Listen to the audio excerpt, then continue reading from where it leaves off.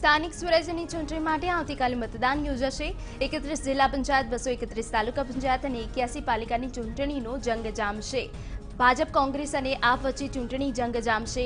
જો કે રાજ્યના મહાનગરોમાં જે રીતે ભાજપે જીત મેળવી છે તેને જોતા ભાજપના ઉમેદવારોમાં ઉત્સાહ વધુ છે। તમામ મતદાન મથકો પર મતદાનની તૈયારીઓને અંતિમ ઓપ અપાઈ રહ્યો છે।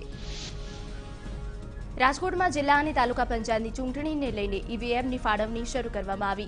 વિરાણી સ્કૂલ ખાતે ઈવીએમની ફાળવણી કરાઈ। જિલ્લામાં 3000થી વધારે પોલીસ સ્ટેન્ડ બાય રખાશે અને 6000થી વધારે વહીવટી સ્ટાફ તૈનાત રાખવામાં આવશે। વડોદરામાં પણ જિલ્લા પંચાયતે 34 બેઠક અને તાલુકા પંચાયતે 164 બેઠક માટે તૈયારીઓ। ચૂંટણી પંચે મતદાનની તૈયારીઓ પૂર્ણ કરી। અધિકારી દ્વારા ઈવીએમની ફાળવણી કરાઈ। પોલિંગ સ્ટાફને મતદાન સામગ્રીનું વિતરણ કરાયું।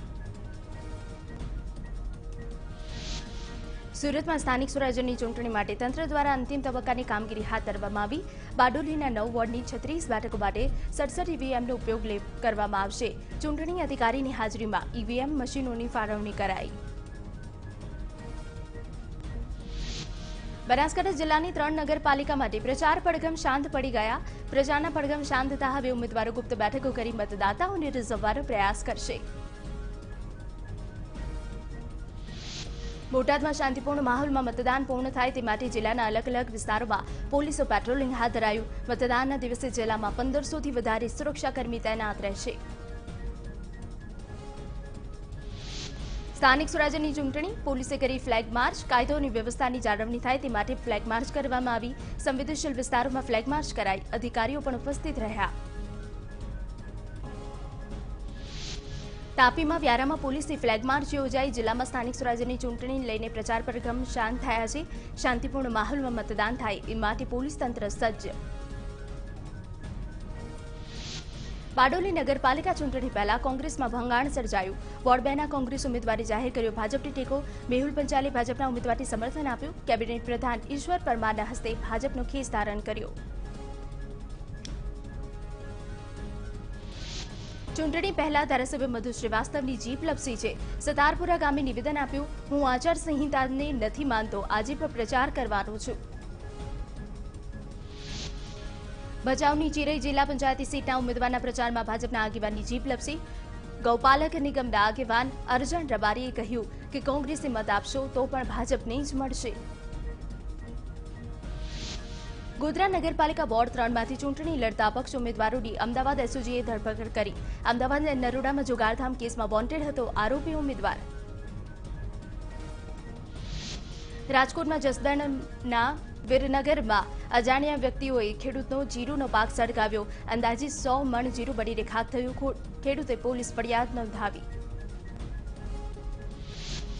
જનતા પર મોંઘવારીનો વધુ એક માર। છેલ્લા એક અઠવાડિયામાં સિંગતેલના ભાવમાં ₹75નો વધારો। ભાવ વધતા સિંગતેલના ડબ્બાનો ભાવ 2550 પર પહોંચ્યો, જ્યારે કપાસિયા તેલના ભાવમાં ₹100નો વધારો થતા ડબ્બાનો ભાવ 2000 સુધી પહોંચ્યો, જ્યારે કે પામ તેલનો ભાવ 1890 પર પહોંચ્યો।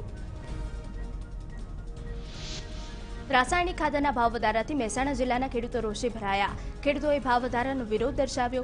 ખેડૂતોએ ખાતરમાં ઝીંકાયેલો ભાવ વધારો પાછો ખેંચવાની માંગ કરી। રાજ્યના ખેડૂતો પર મોંઘવારીનો વધુ એક માર પડ્યો છે।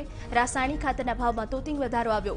1 માર્ચથી ખેડૂતોને રાસાયણિક ખાતરના વધારાનો ભાવ ચૂકવવો પડશે।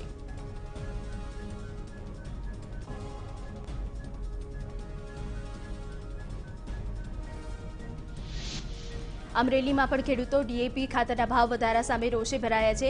ખાતરમાં ₹300નો વધારો થતા ચારે તરફ આક્રોશ વ્યાપી ગયો છે। સત્વરે સરકાર ભાવ ઘટાડે તેવી ખેડૂતોની માંગ।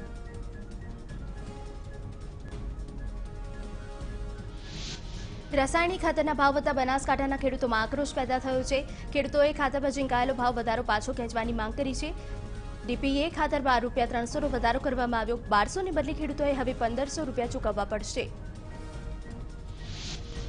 ખેડૂતો પર મોંઘવારીનો માર પડ્યો છે। રાસાયણિક ખાતરના ભાવમાં તોતિંગ વધારો। 1 માર્ચથી ખેડૂતોને રાસાયણિક ભાવમાં વધારો હવે ચૂકવવો પડશે। ઉનાળાની સિઝન શરૂ થાય તે પહેલા જ ખાતરના ભાવમાં મોટો વધારો। મોરબીના લજાઈ ગામ નજીક કેનાલમાં ગાબડું પડ્યું। મચ્છુએ એક કેનાલમાં ગાબડું પડ્યું। ગાબડું પડતા મોરબી રાજકોટ હાઈવે પર પાણી ફરી વળ્યું। સાડી કટરનું કામ કરતી વખતે ગાબડું પડ્યું। પાણીને લઈને લોકોને હાલાકી પડી।